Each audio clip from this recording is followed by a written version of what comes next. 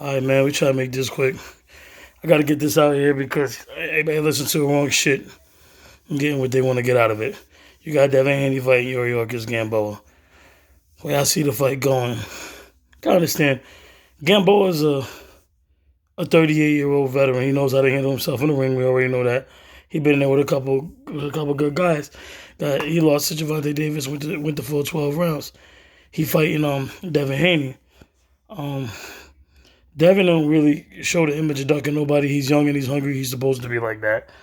But he go in there sleeping on Gamboa. He could get hurt. The way I see the fight going is I see Devin. I give it to Devin by decision. I think he can do it by decision with his speed and his reach. Gamboa got short arms. Is what a lot of people don't understand. And when you're dealing with a boxer that has ring generalship that Devin Haney has, it's going to be hard for Gamboa to get inside on him anyways, you know what I mean, unless he tries to trade with him. So I see it possibly going the distance. I think he probably will go the distance and be a decision. Now as for the comments, and I watched Devin Haney even say out of his own mouth, talking to a dude before his fight on Danza, he said a bunch of bullshit any way you cut it. First off, he had the shit ass backwards when he started talking about the Tank fight with Tank and Cruz.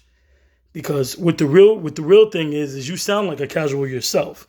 Casual fans would say that dumb shit like, oh, Tank got hit. You look at his face. He had two black eyes. He had a black eye. He got hit.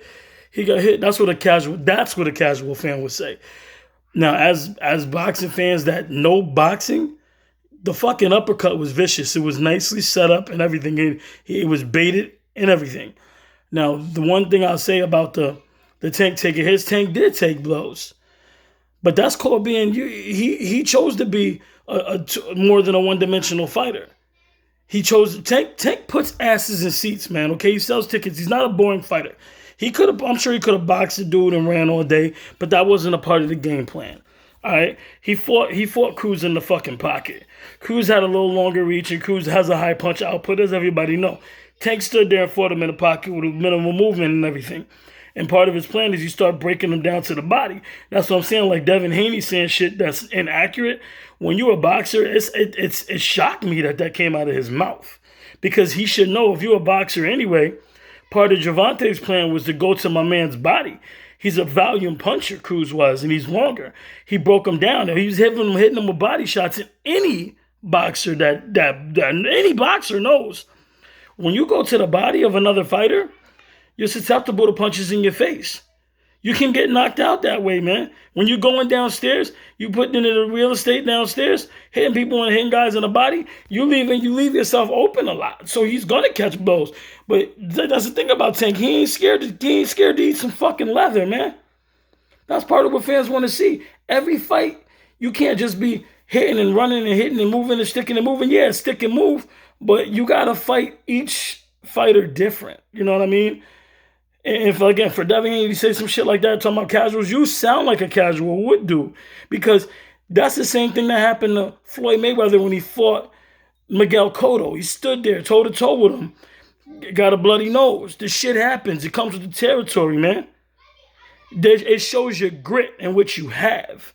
You know, because when you stand there and you fight these guys toe-to-toe like that, it's a different fight. Same shit with Earl Spence and Sean Porter. Casual fans would say, oh, Sean Porter gave Earl Spence all he could handle. You stupid asses. Earl didn't even really fight his own fight. Earl fought Sean Porter's fight. That's why it was that interesting. Because he went in there on some cocky shit. He almost lost, because he could have lost. That's a fact. But he went in there on some shit like, look, man, I'm not a one-dimensional fighter. You wanna bang? I'm going to bang with you and I'm going to still fucking beat you. And he did. And he did. Now, casuals don't think like that because they don't fucking know it. So it's the same damn thing.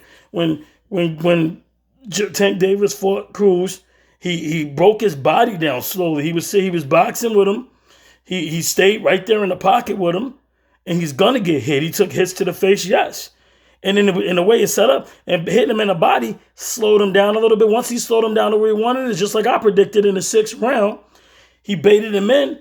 And fucking, it was a beautiful counter and put him straight to fucking sleep. You see, A fighter like Devin Haney, he's great. He's a good fighter, but you ain't producing like that. You're not producing. Do you understand? That's the shit that make fans want to come to see your fights and pay for your fights. It's being a little dangerous, but it's fighting smart, not stupid. If you could be a boxer and you're scared to get hit in the fucking face, nigga, hang your gloves up because you're gonna get hit. Period. We know he could take. At least we know Tank can take a punch. What we don't know about cats like Devin Haney, we don't know what the fuck you could take because that means you ain't been tested yet. We knew Floyd could take a punch because he's been tested. We don't know what you can take. Just like homeboy that they was fronting the Matrix. Like, you for real? This dude that Lopez just beat, Teofimo Lopez just beat Lomachenko. And everybody was riding him just like these ABC fighters. Come on, man. Just like they riding him. Yo, Lomachenko was always overrated, man. He was always overrated. And I seen when he got, I believe it was Linares that dropped him with a straight right. And once I seen that shit, I'm like, yo, this nigga can't even take a punch. He can't even take a punch, and they rating him pound for pound one of the best. And he got his ass in there with Theo, and I knew he was gonna get his ass whooped because he don't want to take the size difference. He ain't want to take no fucking punch like that from Teofimo Lopez, and he sure the fuck did, and he just got that ass beat. Okay, so you gotta know boxing. You supposed to DC. Well, I understand what you're doing, man. Like Devin Haney, you gotta sell you like your dad. He teaching you that shit. But the facts is, under your dad, you're okay.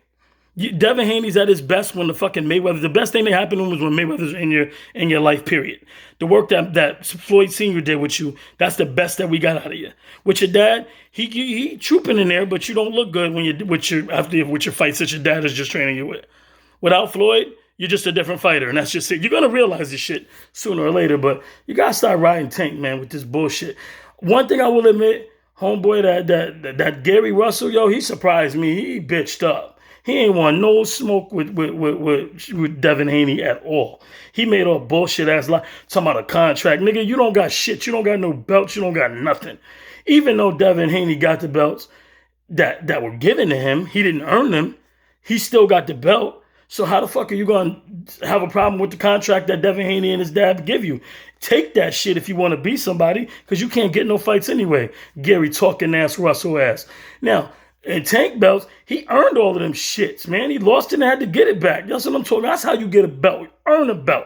So it's always going to be shade thrown from Devin Haney's side when it comes to Tank, because we already know y'all got y'all history and how you feel about each other with the whole situation. But I think if them guys ever fight, Corey, it'll probably be a good fight too. But just like tonight, it should be a good fight. But we gotta understand boxing, man, and stop misleading people and making up shit and saying things because they sound good and make ourselves sound good. Because we all well do know what bullshit is. All right.